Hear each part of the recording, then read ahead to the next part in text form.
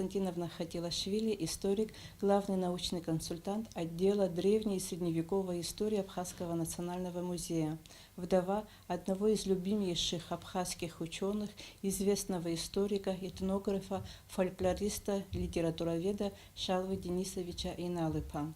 Она была ему верной подругой, поддерживала его во всех научных изысканиях, прожила с ним долгую, насыщенную жизнь, в которой были радости, трудности и потери.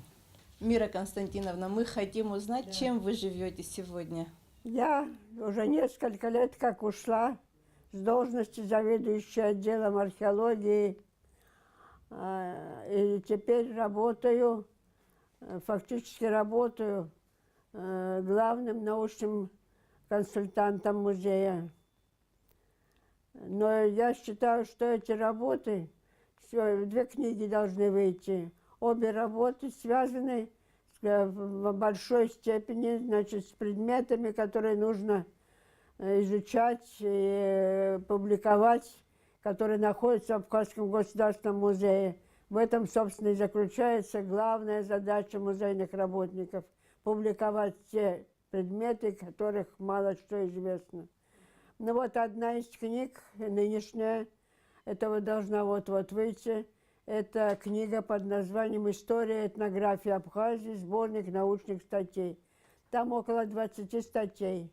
Там есть несколько старых статей, то есть старых в каком отношении, но уже в 2000-х годах в основном, которые писались в 90-х, но многие из них начинали писаться, даже есть, которые до военного времени, но я их обрабатывала, заново все писала, но не публиковала, потому что по своей натуре я очень щепетильный человек, очень критически отношусь к своей работе и всегда боялась, что что-то у меня недостаточно доработано, недостаточно критически подходило ко всему. Но, в общем, книга закончена, и сейчас она находится уже у издателя. Эта книга создана из рассказов, которые я публиковала в журнале «Амцапс» еще до военного года, 80-е годы. К Шалве Денисовичу в институт пришли Алеша Гого и Геннадий Аламия. Да.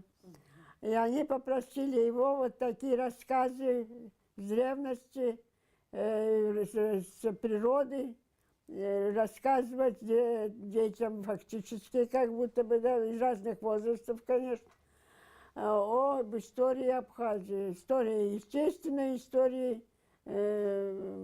человеческой, так сказать. А он сказал, что я слишком занят, он действительно был очень занят. Это был, значит, где-то 82-й год.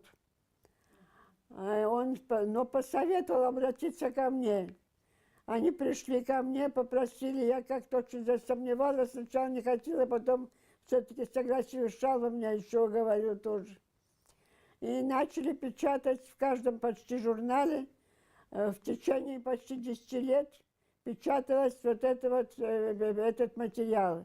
Она вышла, между прочим, на абхазском языке в несколько сокращенном виде, в редакции Бегвава Валерия. А теперь, значит, Министерство культуры решило издать это на русском языке, хотя это многие меня просили и раньше. Я согласилась, ну, конечно, даже я вообще хотела, конечно, издать когда-то, но согласилась, запланировали, но оказалось, что не так легко из отдельных рассказов сделать сводное такое изложение гладкое. Я там беру с очень раннего времени, даже с появления человека в Закавказье вообще. Тут мало кто это знает. Но я старалась в этой книге тоже как-то не только замыкаться узко историей Абхазии, но давать какие-то побочные сведения для того, чтобы расширять кругозор читателей. В основном, значит, школьников, студентов, может быть. Постаралась кое-что новое включить, все-таки наиболее такие значительные находки или издания.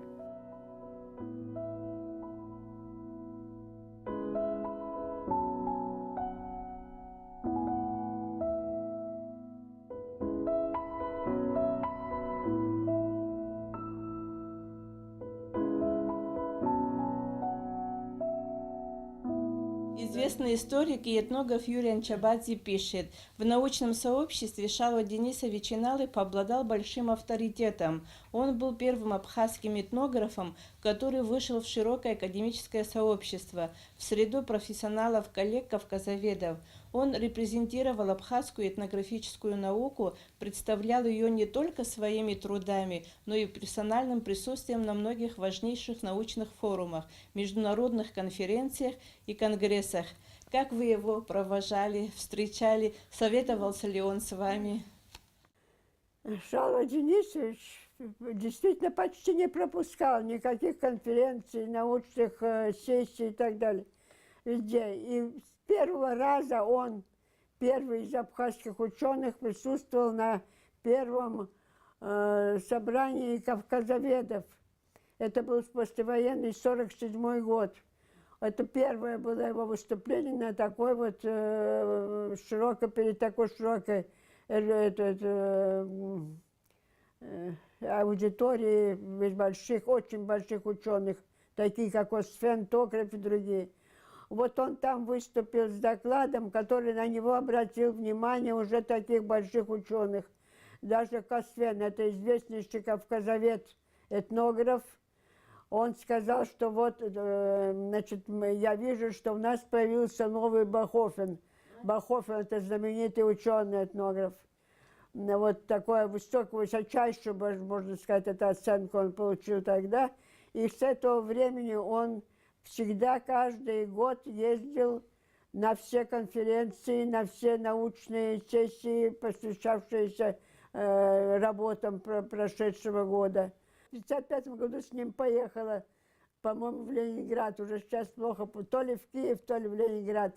И несколько раз ездила с ним сама. Даже в 1964 году, когда был международный конгресс вроде этнографов и антропологов, который проходил в Москве, это международный, 7-й. И я, собственно говоря, он работал, а я ходила по музеям, по театрам. Правда, было скучно, всегда одна почти. Если у него было время, он сидел в архивах или в институтах, с кем-то советовался, с кем-то делился своими планами и так далее. И вот я тогда, это многие годы, конечно, не была так, так сказать, знакома с его работами, потому что мы поженились фактически уже с декабря 1951 года. А как вы познакомились? А я познакомилась с ним совершенно, ну как сказать, я работала его старшим братом. И он очень хотел, чтобы я за него вышла замуж. И добился, можно сказать.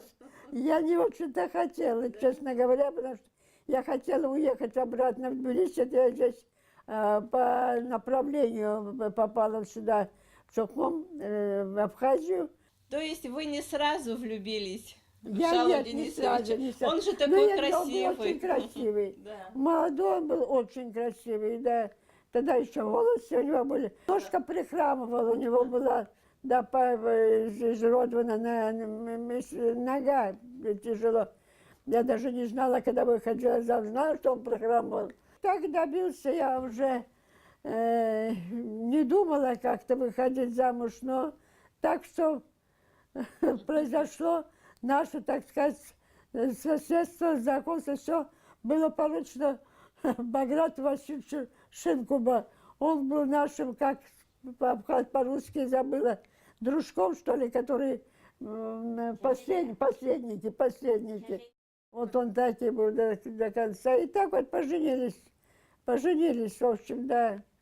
И потом уже я, вначале я не знала, что такое этнография, там, знала антропологию. Я очень любила антропологию с детства, всегда увлекалась человеческой красотой.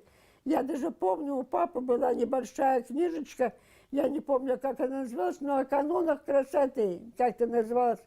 И там была разлинованная клетками страница, на которой была представлена скульптура Геры, богини Геры.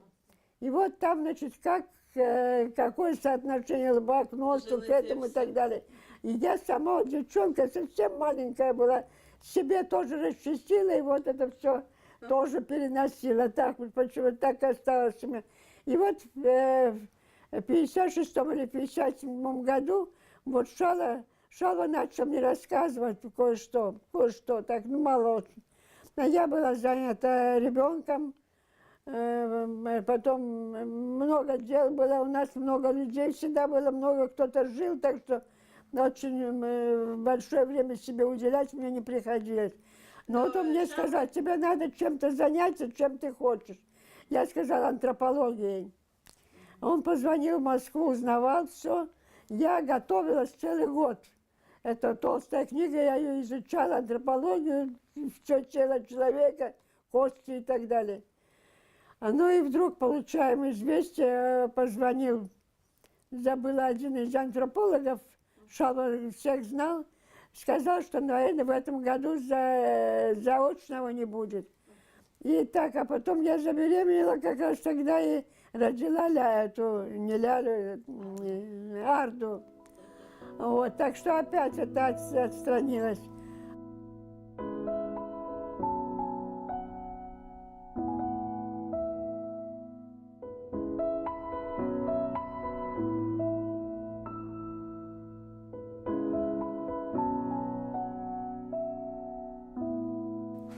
Я в 59 году в грузинской археологической экспедиции работала.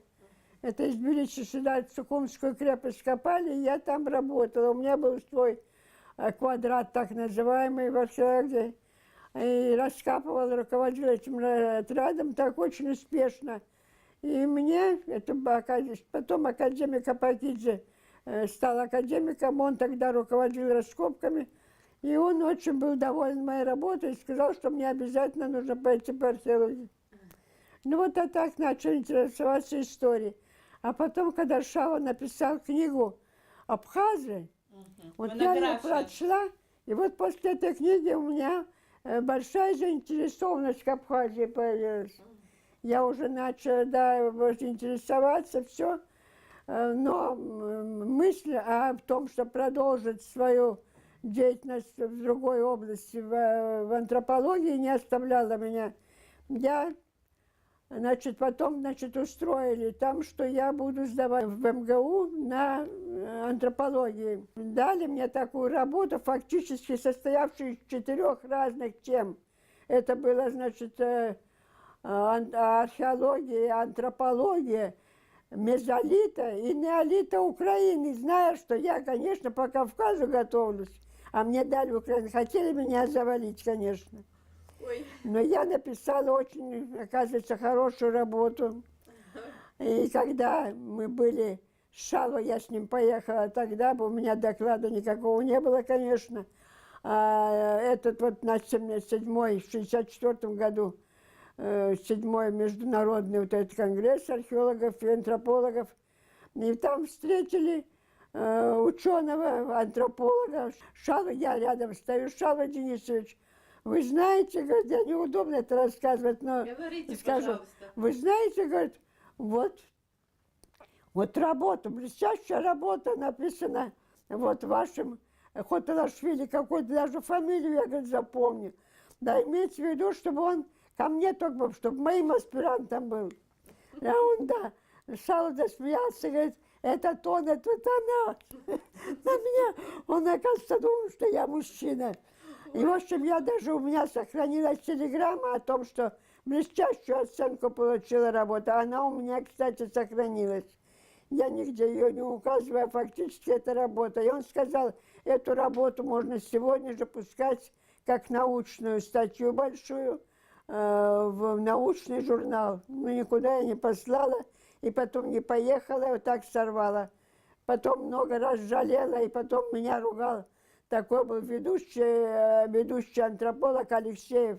Уже поменяла профессию, поэтому, особенно вот это я с детьми занималась, конечно, особенно не могла ему с чем-то помогать. Но дело в том, что у него все знали, как у него тряслась рука правая очень сильно почему-то, что у него было, может быть, на нервной почве, на неврастении. И он часто просил меня переписать что-то из какой-то книги, или что-то свое диктовал, я писала. Вот это в основном вот эта помощь я оказывала. Потом набирала на машинке, да-да, еще пишущая машинка была. Вот в этом заключалась моя помощь его. Да, потом, значит, я в эти годы я уже начала, с начала 60-го года я начала работать в музее, потому что в Обни мне отказали. Я знала, какая цена музея, что такое музей. Вот документальные, конечно, материалы говорят о том, что вот это государство самостоятельно и так далее, так далее. А музей – это материальный паспорт государства. Вот даже африканские страны, когда получали свободу, первым делом, шагом они делали национальные музеи, показать свою культуру, свою достойность, что ли, быть самостоятельным государством. Но у нас, к сожалению, отношение к музею совсем другое. Вот многие великие ученые начинали в музеях. В музеях он давал особенную основу. А сейчас на музей смотрят как на совсем что-то такое второстепенное, или как кинотеатр, или что-то такое второстепенное, в общем, к сожалению. А там Дзидзария начинал, Шалва тоже в институте, потом на полставки или на четверть ставки работал в музее, тоже Лев Николаевич Соловьев. Сейчас чуть ли не половни все были, работали в музее, но все пойдут в аспирантуру, все потом не возвращаются, шли в институт. Конечно, вместе с ним переживала его многие неприятности. У него жизнь наполнена неприятностями, наполнена. Потому что даже когда он Абхазию сдал, то даже его руководитель по аспирантуре, академик Читая, отказался быть его оппонентом, потому что он на него страшно разозлился, зачем он написал эту книгу «Абхазия». А книга очень хорошая. Я знаю Абхазии, работа фундаментальная, но мне кажется, Шалва Денисович больше всего пострадал из-за книги «Вопросы этнокультурной истории Абхазии». Хочу спросить, что вы помните об этом периоде, как он противостоял грузинским историкам, нападкам, как он противостоял? Вообще вся его жизнь наполнена борьбой, самозащитой, можно сказать. Очень мало он имел благополучный исход его работы какие-нибудь. Почему-то многие из них принимались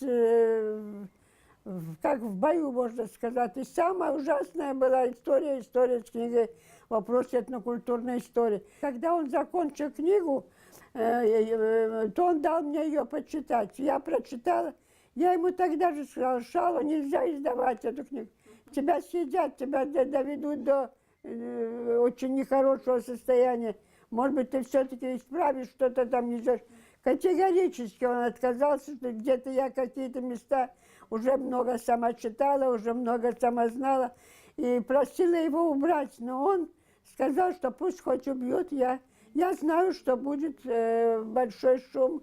Ну что делать, утихнет, потом все равно книга останется. Вот эта книга, значит, пошла, да, и они, значит, с Зурабом Чабадзе тоже написал тогда этногенез абхазского народа, назвал. Это почти на одну тему, это разные названия. И Шалва, значит, то Шалва сказать, будет его редактором, а Шалва будет редактором Зураба. Ну, по ученой этике ни один, ни другой не читали книги. Ни один, кто не читал, ни этот его не читал. Ну так, значит, просто написали рецензии и рекомендации к опубликованию. Вот. Ну и вот вышла книга. И вышла рецензия Грантовского и Азимба Славы. Очень хорошая. И, в общем, поднялся шум. Поднялся шум в Тбилиси, здесь тоже, везде, и в Кутаиси. Вся Грузия поднялась, прям вся ученый мир Грузии поднялся против Шалвы. Это было очень тяжело. Это много очень рассказывать, я не буду это так распространяться, но скажу то, что молодые научные сотрудники музея, несколько человек, написали в ЦК и в Академию, значит, о том, что вот книга такая-то, и вот то-то, то-то, то-то. В общем, Все Это представили нашего картину, музея. что это из нашего музея. Это, значит, там мой наш дядь Обрегов, ученый-секретарь был. Собственно, он писал это письмо. Обрегов, потом, значит, Юра Аргун. Юра. Аргун, потом, значит, Игорь Свинария, потом, ну, человек 5 человек, 6 Гичба и Шенкау, по-моему, еще кто-то, не помню уже. Вот, они написали. После них в Обнивце тоже несколько человек написали там. Свинария от института, я уже путаю. От института тоже, значит, несколько человек. Они написали на имя Трапезникова. Когда в Москве получили вот процесс такой, тогда, значит, зашевелились, так сказать, сильно. И было решено, чтобы была создана комиссия. Причем этот ЦК поручила Академия наук. Академия наук выделила 6 крупнейших ученых во всех областях, каких областях разбирался Шалва Денисович, докладывал, писал. И туда вошли Алексеев, это ведущий антрополог наш, советский тогда. Потом, значит, там Новосельцев, это знаменитый ученый, академик. В общем, там было 6 человек, все фактически самые ведущие работники в этих областях. Конечно, академическая комиссия должна была быть на таком уровне. И каждый из них написал свою рецензию.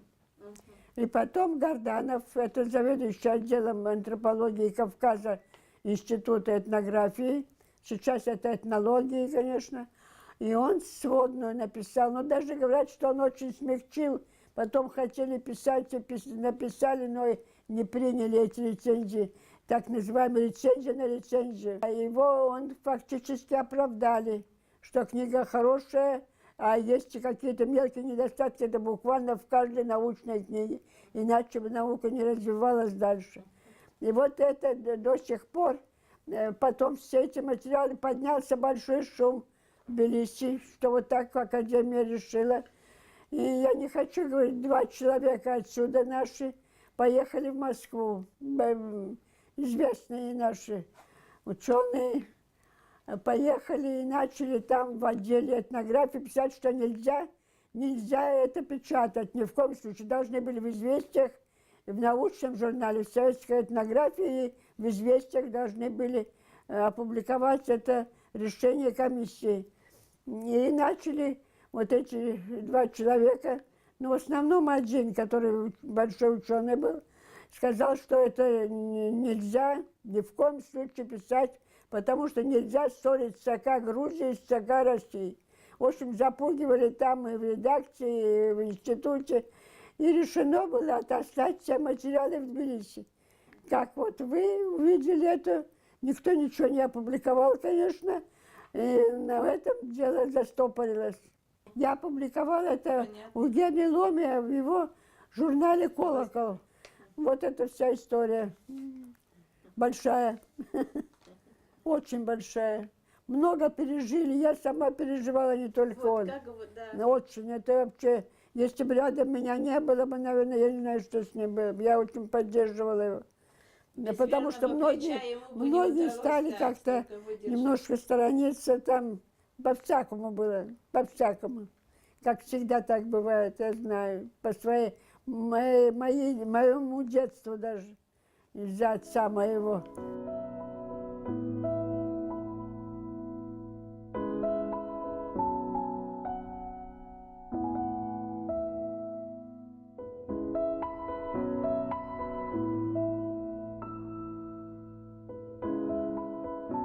Хочу спросить как раз и про Николая Шенкау. Говорят, что во время войны Шалва Денисович и Николай Шенкау пытались, когда подожгли институт, пытались сохранить архивы. Было ли это на самом деле? Да, это очень тяжелая история тоже. Да. Шалва здесь болел воспалением легких. Ну, уже Люда Оторба, она его лечила тогда, она здесь была. И вот уже он поправлялся, уже температуры уже не было. Уже 2-3 дня так было более-менее ничего. И в одно утро Лев, этот доктор наук, искусствовед и археолог Лев Лева Леонид, тут Алексей Шервашидзе, прибежал к нам и сказал, что институт горит. Что, говорит, не может быть. Он подскочил, оделся сразу. Вышли мы на балкон. Из балкона увидели, действительно, черный дым идет вот со стороны института. Он, значит, оделся. Это было соседи сказали. И мы с Шалвой выскочили. И мы пошли с Шалвой. Он говорит, я должен пойти. Взял даже трость, такой слабый был очень. Трость, оделся. Но почему-то пишут, что это 22-го. На самом деле 2 числа, с 1 на 2. Но я не знаю, почему так. Ведь так и пошло 22-го. Но это раньше было. Да, и мы пошли с ними тихо, так еле-еле он дошел. Он дошел, и там, значит, уже не подпустили нас. Там стояли уже гвардейцы, там и люди. И мы стояли, он смотрел, он в ужасе был. Большего, говорит, горя у меня, наверное, не будет. Но в плохую минуту сказал, потому что самое большое горе ждало впереди, когда мы сына потеряли. А потом, значит, у него слезы на глазах выступили даже. И там какая-то группа грузин, одетые были в штатском, но пошли, сказали, что вам лучше уйти отсюда. Он хотел пройти, но не пустили. И когда мы пришли домой, мы узнали, что утром до нас туда пошел, значит, Шервашидзе шел, встретил по дороге Шенкао. И Шенкао тоже вместе с ним пошел, чтобы что-то сделать, спасти институт, вызвать машину или что-то такое, вот что-то предпринять. Когда они пришли, начали обходить дом, чтобы сзади зайти, но их тут же арестовали. Арестовали и взяли, значит, где-то, я не знаю, предварительного следствия или что-то, не знаю. Там избили Шенкау, избили так, что Лева говорит, это Шервашидзе, что у него буквально как из мясорубки мясо лицо все было побитое. И его, значит, потом почему-то потащили к его дому. Когда хотел убежать, его прострелили ногу. Но, в общем, он пробыл там, я не знаю тоже сколько, но какой-то из наших сотрудников, один был тоже, он, этот, менгрелец, но непонятный какой. Он, оказывается, за деньги его выкупил. И он ночью, его отпустили, он приполз буквально, это недалеко, к музею.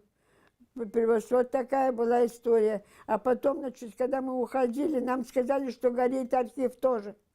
И Шалска, пойдем туда обязательно, пошли туда.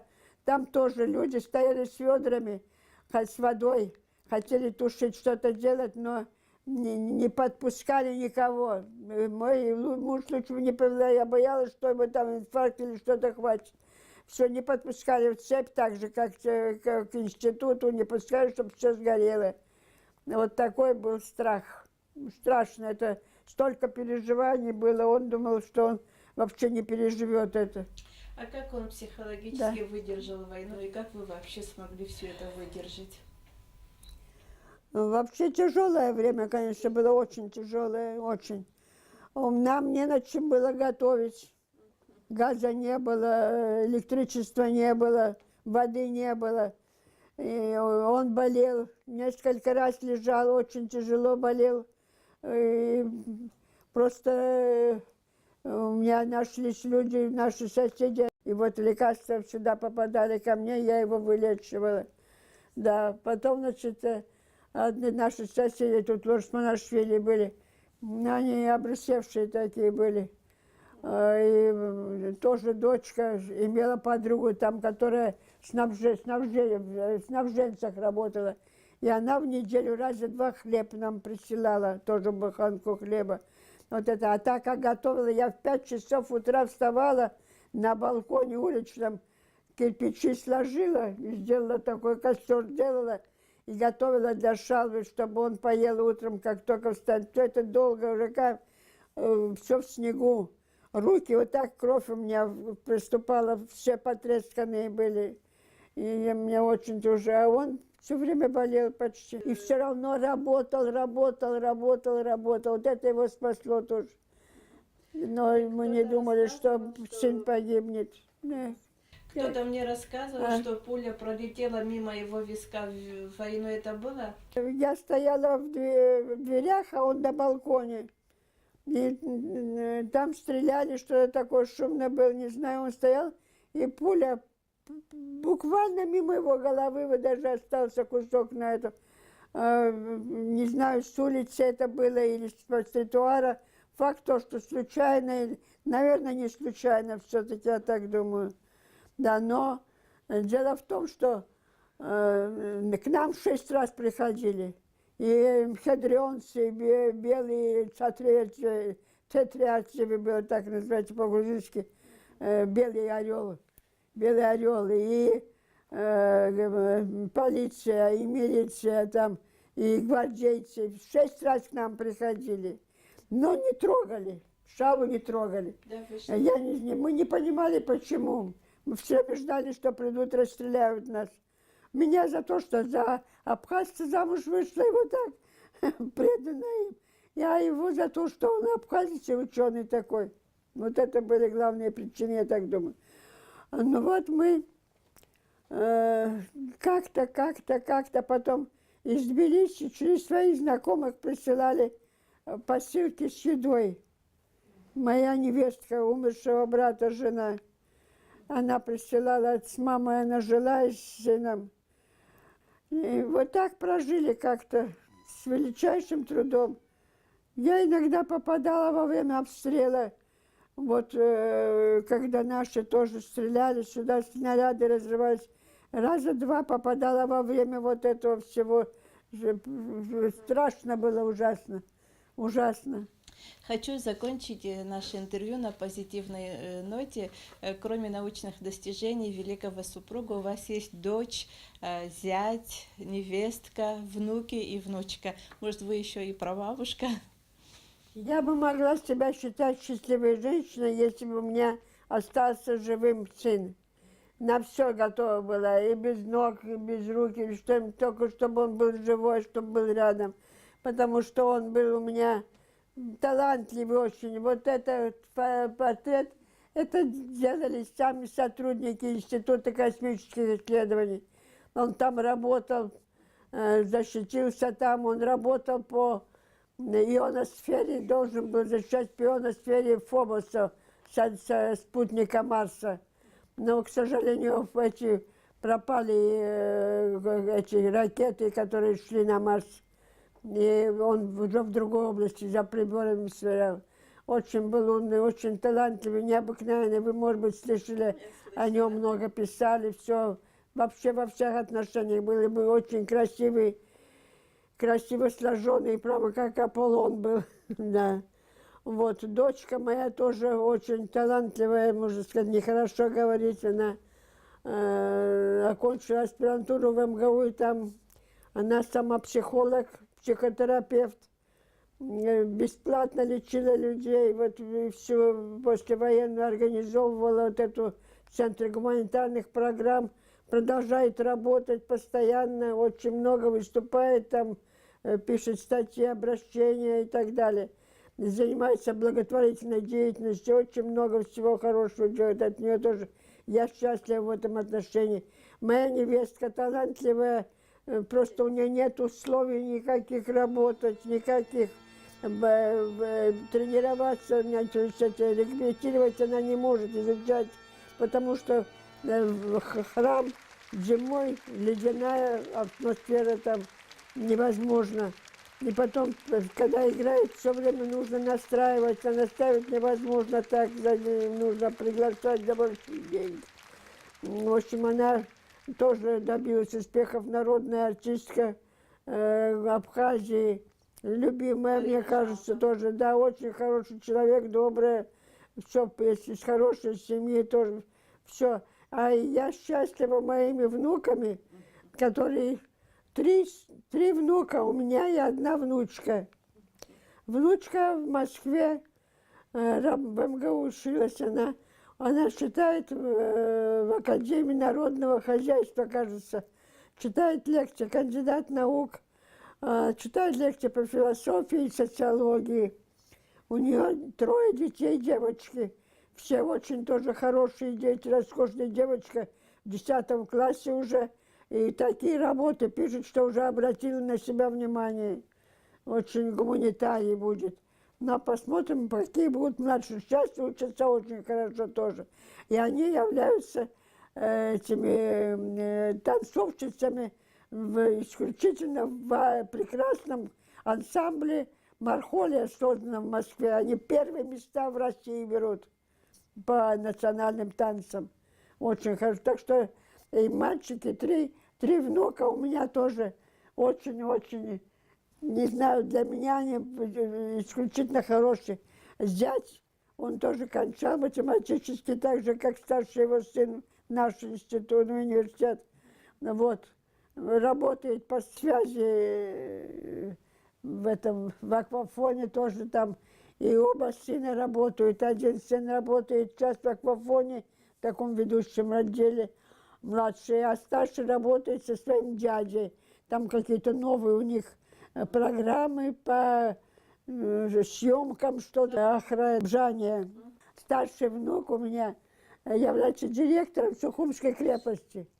Да, вот он там, если вы видели, организовал знамена по моим работам, старается расчищать, старается что-то, очень много работает, поэтому у него уже несколько статей опубликованных есть. В общем, все, что я хочу видеть в своих внуках, я это имею. Благородство, доброта. Так что я довольна всеми, не могу ни на кого пожаловаться, только могу гордиться, каждым из них могу гордиться.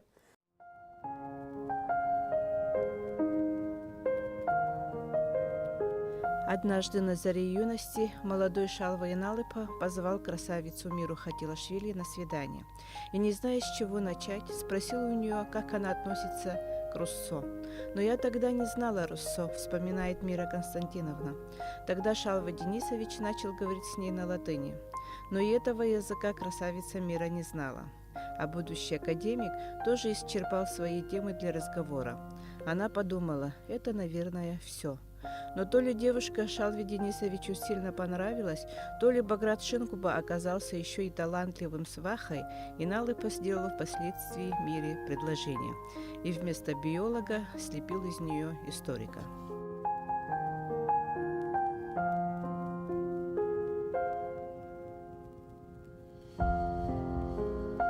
В 80-е годы он усиленно занимался наукой, впрочем, как и всегда, и в начале Грузино-Абхазской войны его рукописи находились в издательстве. Уже освободили подступы Сухума в сентябре 1993 года. Один из бойцов, видевших Адгура Иналыпа перед гибелью, сказал, что они были удивлены красотой человека, возникшего перед ними в белой одежде, в которой он почему-то нарядился. Он не послушался бойцов, которые просили его не рисковать, и Адгур пополз в сторону типографии, где находились рукописи его отца. Эта история на этом не закончилась. Сегодня внук Шалвы Денисовича, Айнар Адгурович, увлечен Сухумской крепостью, восстанавливает ее историю и ее облик. Ученый, академик Иналыпа, которого заряла всю его жизнь духовное прошлое и будущее народа, и после смерти превращает в ревнителей страны новые поколения читателей.